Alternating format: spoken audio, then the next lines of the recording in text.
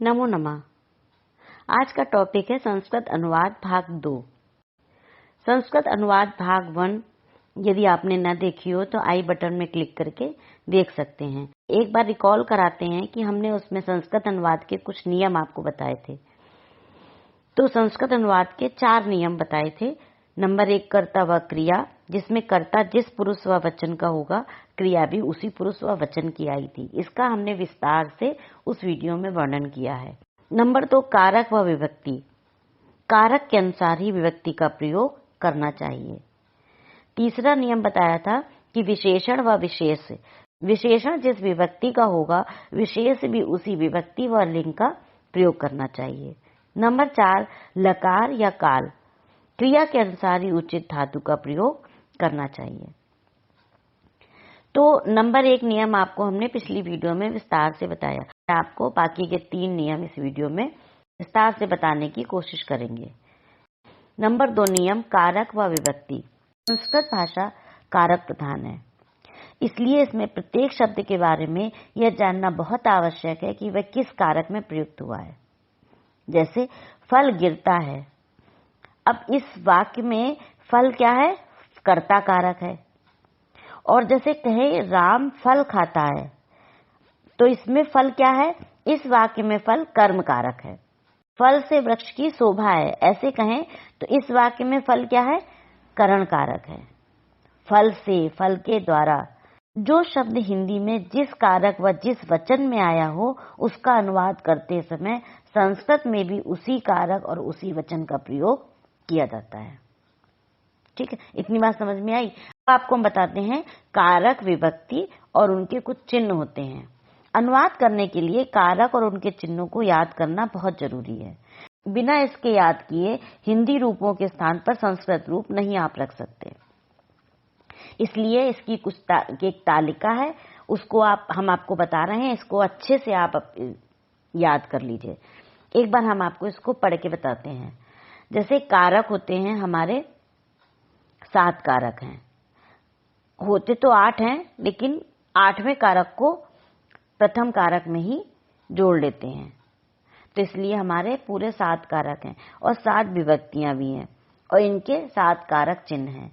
तो पहला क्या है? कर्ता कारक। कर्ता में प्रथमा व्यक्ति का प्रयोग किया जाता है, इसका चिन्ह होता है ने। दूसरा है कर्म, इसमें द्वितीय व्यक्ति का प्रयोग किया जाता है, इसका चिन्ह होता है को। तीसरा कारक है करण, इसमें तृतीय व्यक्ति का प्रयोग किया जाता है, इसका चिन्ह होता है से, के, द्वारा या के साथ, इस तरीके का प्रयोग होता है। फिर चौथा कारक है संप्रदान, इसमें चतुर्थी व्यक्ति का प्रयोग किया जाता है, इसका चिन्ह होता है के लिए या के वास्ते। फिर 5वां कारक क्या है? अपादान, इसमें पंचमी व्यक्ति का प्रयोग किया जाता है, जिसका चिन्ह होता है से अलग होने के अर्थ में, फ्रॉम। उसके बाद संबंध कारक आता है। संबंध कारक में षष्ठी व्यक्ति का प्रयोग किया जाता है, इसमें हिंदी में चिन्ह क्या होता है? काकी के, रारी रे, नानी ने, इस तरीके का प्रयोग होता है। फिर 7वां कारक होता है अधिकरण, इसमें सप्तमी व्यक्ति का प्रयोग होता है, इसका चिन्ह होता है में या पर। तो जब तक हम इन चिन्हों को याद नहीं करेंगे, तब तक हम संस्कृत में ये नहीं जान पाएंगे कि इसमें कौन सी विभक्ति का प्रयोग करें। तो चलिए आपको और बताते हैं विस्तार से। कुछ स्थानों पर कर्ता में ने जुड़ा होता है, जैसे चिन्ह में बताया कि कर्ता में चिन्ह क्या होता है? ने। उसमें कर्ता की पहचान आसानी से हो जाती है। जैसे राम ने फल खाया, इस वाक्य में ने राम में जुड़ा है, अतः राम वाक्य का कर्ता है। लेकिन कुछ स्थानों में कर्ता में ने नहीं जुड़ा होता है। ऐसी स्थिति में कर्ता ढूंढने का सबसे आसान तरीका है कि क्रिया के पहले कौन लगाकर स्वयं प्रश्न करिए कि उत्तर में जो शब्द आए वही कर्ता है। जैसे राम पुस्तक पढ़ता है, इसमें क्रिया क्या है? पढ़ता है। अब पढ़ने से पहले कौन लगाइए, तो प्रश्न कैसे बनेगा कि कौन पढ़ता है। अब जब कौन पढ़ता है तो उत्तर क्या आया? राम पढ़ता है, तो राम ही इस वाक्य का कर्ता हुआ।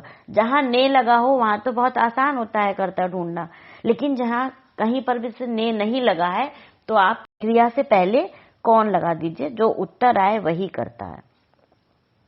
इसके बाद कर्म कैसे ढूंढें?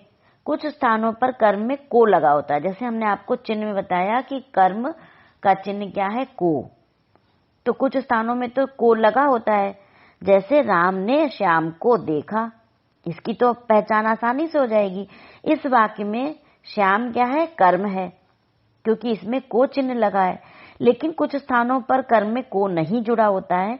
ऐसी स्थिति में कर्म ढूंढने के लिए सबसे आसान तरीका क्या है, कर्ता और क्रिया के बीच में क्या लगाकर स्वयं से प्रश्न करें।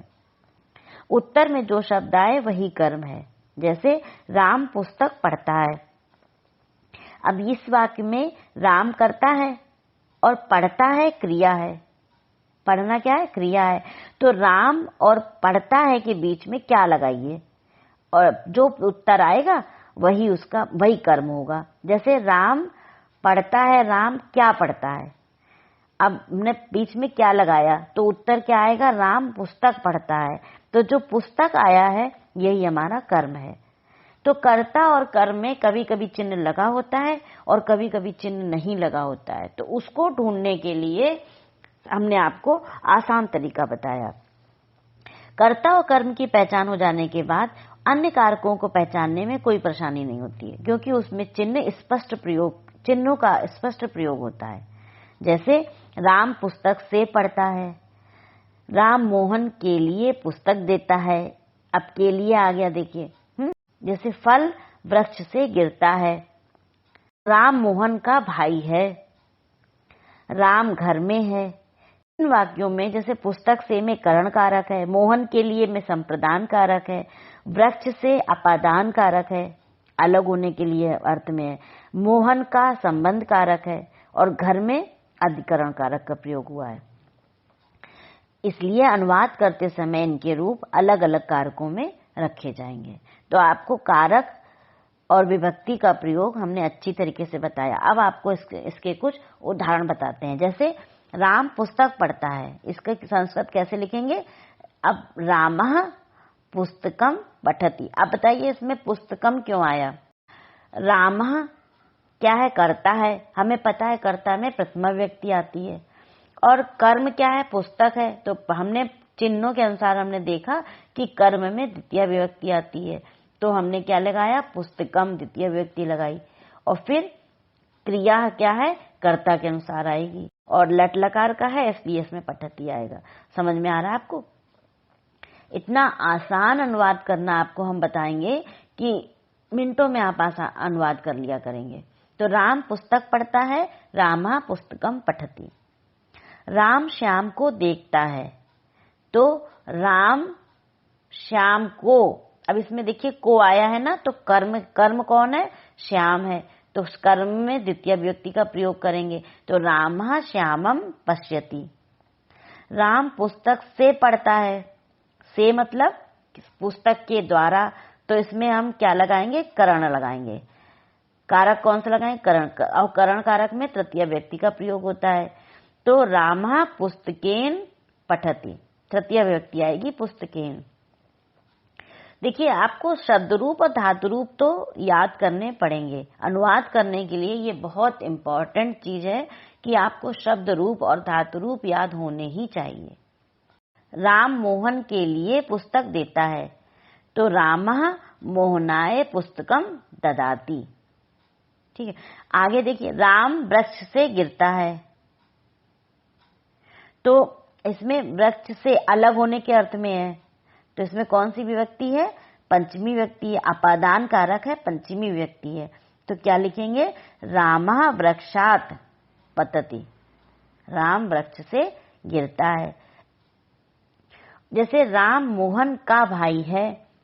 अब काकी के किस में आया था, संबंध कारक में, जिसमें षष्ठी व्यक्ति का प्रयोग होता है। तो जब ये संबंध कारक है तो इसमें षष्ठी व्यक्ति का प्रयोग करेंगे। तो राम मोहन का भाई है, रामः मोहनस्य। अब सहोदरः अस्ति, भाई को कहते हैं सगे भाई को कहते हैं सहोदरा। तो रामा मोहनस्य सहोदरा अस्ति। इसके बाद आता है राम घर में है। हमने आपको बताया था में और पर चिन्ह किस में आता है? अधिकरण में, जिसमें सप्तमी व्यक्ति का प्रयोग होता है। तो राम घर में है तो रामः, और घर में के लिए क्या आएगा? सप्तमी व्यक्ति का प्रयोग करेंगे गृहे, रामा गृहे अस्ति, राम घर में है। ठीक है, कारक और व्यक्ति का प्रयोग आपको हमने अच्छी तरीके से समझाया। उम्मीद है आपको अच्छी तरीके से समझ में आया होगा। अब तीसरा नियम है विशेषण व विशेष। संस्कृत में विशेषण व विशेष में हमने आपको बताया कि समान लिंग, कारक व वचन का प्रयोग होता है। मतलब विशेषण जिस लिंग, कारक व वचन का होगा, विशेष भी उसी लिंग, कारक व वचन का होगा। जैसे सुंदर लड़का पढ़ता है। अब इस वाक्य में क्या है? विशेष क्या है? लड़का। लड़का पुल्लिंग है, कर्ता कारक है और एक वचन है। तो सुंदर जो विशेष है वो भी उसी पुल्लिंग, कर्ता कारक और एक वचन में ही प्रयोग किया जाएगा। तो कैसे अनुवाद कैसे बनेगा? सुंदरा बालकः पठति। इसी को अब हम स्त्रीलिंग में प्रयोग करेंगे तो कैसे? सुंदर लड़की पढ़ती है, तो इसका अनुवाद क्या होगा? सुंदरी बालिका पठति। ठीक है, आपको हम 2-4 और उदाहरण बताते हैं। जैसे मैं एक मीठा फल खाता हूं, तो मैं की संस्कृत क्या होती है? अहम। अहम एकम मधुरम फलम खादामि। अब एकम में जिस विभक्ति व वचन कारक का प्रयोग हुआ है, मधुरम में भी वही विभक्ति व वचन का कारक का प्रयोग होगा और फलम में भी। ठीक है, तो विशेषण और विशेष से समान लिंग व कारक एवं विभक्ति का प्रयोग किया जाता है। जैसे मैं 2 मीठे फल खाता हूं, अहम द्वे मधुरे फले खादामि। समझ में आ रहा है आपको ना? जैसे मैं एक चतुर बालक हूं, अहम एकः चतुरः बालकः अस्मि। ठीक है, इस तरीके से आप विशेषण व विशेष का प्रयोग करके अनुवाद बना सकते हैं। अब चौथा नियम आता है लकार व काल। वैसे तो हमने आपको बताया 10 लकार होते हैं, लेकिन अधिकांशतः 5 लकारों का प्रयोग किया जाता है।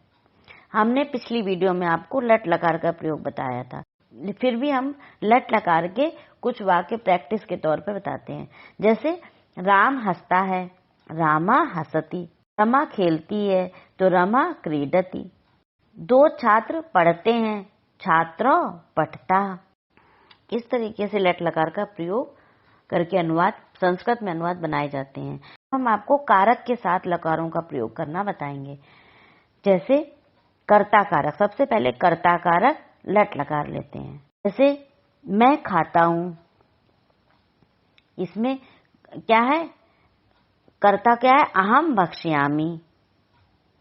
वे नाचते हैं, ते नृत्यन्ति। इसके बाद आता है कर्म कारक। कर्म कारक और आपको काल कौन सा बताएंगे? लंग लकार, भूतकाल। लंग लकार को क्या कहते हैं? भूतकाल, पास्ट टेंस। इसके आपको हम कुछ उदाहरण बताएंगे कि कैसे हम हिंदी से संस्कृत में अनुवाद करते हैं। जैसे श्याम ने ग्रंथ पढ़ा। अब पढ़ा ये भूतकाल है, पढ़ चुका है, तो ये क्या है? लंग लकार। श्याम ने ग्रंथ पढ़ा, तो ग्रंथ को पढ़ा इसमें छुपा हुआ है, तो ग्रंथ क्या है? कर्म है। तो श्यामः ग्रंथम अपठत। आपको पता होना चाहिए कि लंग लकार के रूप कैसे बनते हैं। पठति में आ लगा करके उस रूप बनते हैं, अपठत, अपठताम, अपठन। इस तरीके से इसके रूप चलते हैं। तो श्यामः ग्रंथम अपठत। जैसे तुम विद्यालय को गए, त्वम विद्यालयम आगच्छा। अब ये मध्यम पुरुष का है, तो इसमें क्या आएगा? आगच्छा। हम सबने फल खाए। हम सब के लिए क्या आता है? ये उत्तम पुरुष बहुवचन है, तो वयम फलानी अभक्ष्याम। खाने को क्या कहते हैं? भक्ष्याम।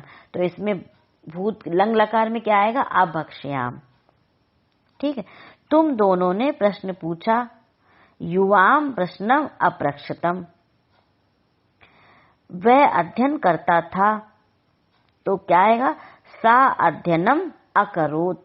इस तरीके से हमने कर्म कारक का लंग लकार के साथ अभ्यास किया।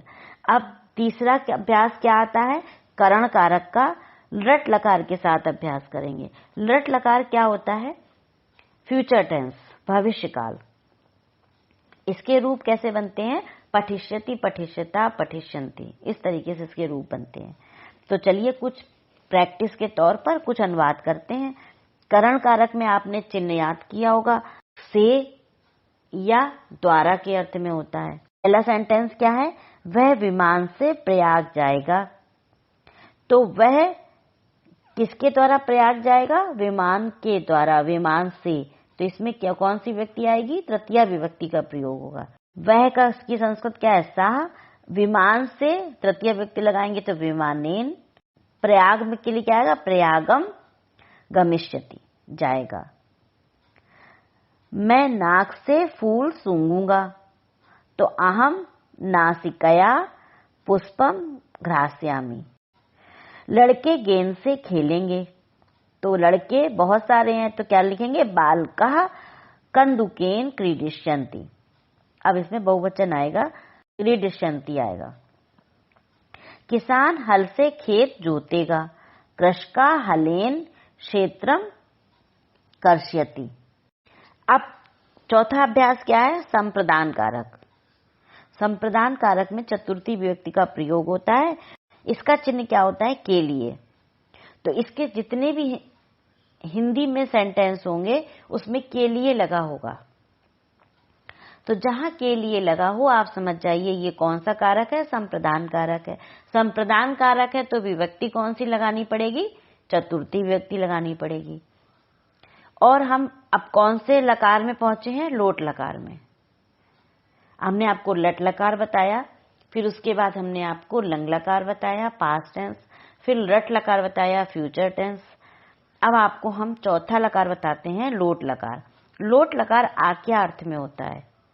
जैसे किसी को हम आज्ञा दे रहे हैं, ये करो, वो ऐसा करो, वैसा करो, आज्ञा अर्थ में प्रयोग किया जाता है। तो आपको हम संप्रदान कारक लोट लकार आज्ञा अर्थ में सेंटेंस करना बताएंगे। जैसे भोजन के लिए फल है। अब इसमें संप्रदान कारक का प्रयोग हुआ है के लिए, तो भोजन के लिए क्या है, फल है। तो इसकी संस्कृत कैसे बनाएंगे, चतुर्थी व्यक्ति का प्रयोग लगा के, भोजनाय फलानी सन्ति। ठीक है। राजा ब्राह्मणों के लिए दान दें। अब ये आज्ञा अर्थ में आपको समझ में आ रहा है, राजा ब्राह्मणों के लिए ये संप्रदान कारक का प्रयोग हुआ है, और दान दें ये आज्ञा अर्थ में लोट लकार का प्रयोग किया जाएगा इसमें। तो राजा ब्राह्मणेभ्यः दानम यच्छतु। इसमें आपको रूप बता दें, लोट लकार में कैसे बनते हैं, पठतु पठताम पठतु, इस तरीके से रूप बनाए जाते हैं। तो इसी तरीके से हमने प्रयोग करके राजा ब्राह्मणेभ्यः दानम यच्छतु। ठीक है। फिर और सेंटेंस आपको बताते हैं, जैसे विद्या ज्ञान के लिए होती है। अब विद्या तो क्या लिखेंगे, विद्या ज्ञान के लिए ज्ञानाय होती है, भवति। विद्या ज्ञानाय भवति। हम सब गरीबों के लिए दान दें। हम सब वयम निर्धनेभ्यः। निर्धन में चतुर्थी व्यक्ति बहुवचन का प्रयोग करेंगे तो क्या आएगा, निर्धनेभ्यः। तो वयम निर्धनेभ्यः दानम ददाम। ठीक है, समझ में आ रहा है आपको। जैसे और एक बताते हैं उदाहरण, प्रधानाचार्य छात्रों को पुरस्कार दें। तो प्रधानाचार्यः छात्रेभ्यः पुरस्कारम यच्छतु। इस तरीके से संप्रदान कारक का प्रयोग लोट लकार में हमने आपको बताया। ये सब आपको निरंतर अभ्यास करने से आएगा। पांचवा अभ्यास क्या है, अपादान कारक। और लकार कौन सा है, विधिलिंग लकार। विधिलिंग लकार चाहिए अर्थ में होता है। जैसे तुम्हें ये करना चाहिए, तुम्हें वहां जाना चाहिए, इस तरीके से जहां चाहिए लगा हो तो आप तुरंत आंख बंद करके विधिलिंग लकार का प्रयोग करिए। और अपादान कारक है, इसका साइन क्या होता है, इसका चिन्ह क्या होता है, से, अलग होने के अर्थ में। ठीक है। तो इसमें कौन सी व्यक्ति का प्रयोग किया जाता है? पंचमी व्यक्ति का प्रयोग किया जाता है। अब चलिए कुछ हिंदी में सेंटेंस पढ़ते हैं, उनको संस्कृत में प्रयोग करते हैं। जैसे तुम्हें कुएं से जल लाना चाहिए। अब तुम्हें कुएं से, अब जल लाने के लिए कुएं से जल अलग होगा ना, तो अलग होने के अर्थ में इसमें आप तृतीय व्यक्ति का प्रयोग मत कर दीजिएगा, उसमें भी से लगता है। उसमें से लगता है द्वारा, फ्रॉम के अर्थ में, और इसमें से लगता है अलग होने के अर्थ में। जैसे वृक्ष से फल गिरते हैं, तो फल जब गिरते हैं तो वृक्ष से अलग हो जाते हैं, तो इसमें पंचमी व्यक्ति का प्रयोग होगा और यह अपादान कारक है। ठीक है, तो तुम्हें कुएं से जल लाना चाहिए, तो इसकी संस्कृत कैसे बनाएंगे? तो हम कुएं से के लिए पंचमी व्यक्ति का प्रयोग करेंगे, कूपात। क्या लिखेंगे? तो हम कूपात जलम आने। इसमें क्या कहते हैं, अब आपको हम बताएं कि विदलिंग में प्रयोग कैसे बनते? पठेत, पठेताम, पठेयु। ठीक है, इस तरीके से प्रयोग बनता है। तो जैसे राम को पढ़ना चाहिए, तो इसमें क्या बनेगा? रामा पठेत, राम को पढ़ना चाहिए। पेड़ों से पत्ते गिरे, तो वृक्षेभ्यः पत्राणि अपतन। आकाश से वर्षा होती है, आकाशात् वृष्टि भवति। हम सबको सत्य बोलना चाहिए। अब हम सबके लिए क्या आएगा? वयम सत्यम, और बोलना चाहिए में क्या आएगा? वदेम। वयम सत्यम वदेम। समझ में आया आपको? तो अपादान कारक और विदलिंग लकार हमने आपको समझाया। इसकी निरंतर प्रैक्टिस करिए, आपको जरूर समझ में आएगा। इसके बाद आपको लकार तो पूरे हो गए, लेकिन अभी कारक दो बचे हैं, संबंध कारक और अधिकरण कारक। सभी तरीके के लकार में बताएंगे, लेकिन इसमें संबंध और अधिकरण कारक होगा। संबंध कारक में जैसे हमने आपको बताया, काकी के आता है और अधिकरण में या पर आता है। ठीक, इसके ये चिन्ह होते हैं।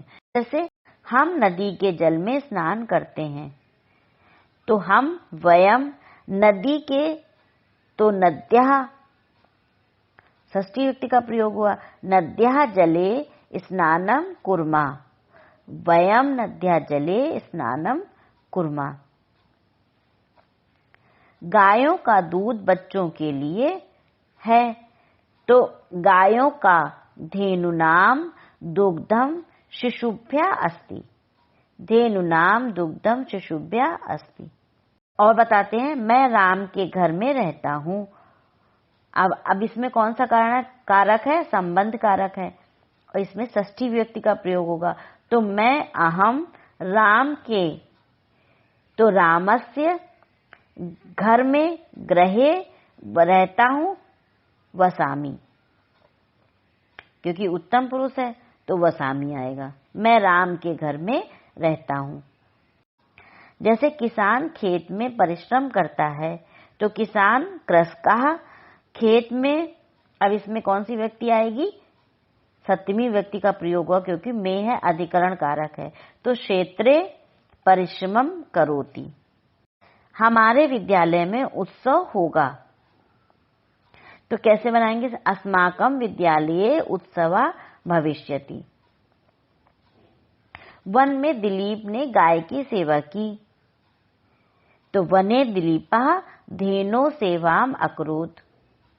ठीक है, इन सब सेंटेंसों में सम्मिलित हमने आपको संबंध कारक और अधिकरण कारक बताया। आप सबसे पहले कारक के चिन्हों को याद करिए, शब्द रूप और धातु रूप को अच्छे से याद करिए, और निरंतर अभ्यास करिए अनुवाद करने का। इस तरीके से हमने आपको अब संस्कृत अनुवाद करने के सारे नियमों को अच्छे से बताया। इसका आप प्रैक्टिस करिए और कमेंट्स बॉक्स में लिख के जरूर बताइए कि आपको संस्कृत अनुवाद करना समझ में आया, सरल लगा कि नहीं। आप हमको जरूर बताएं। धन्यवाद।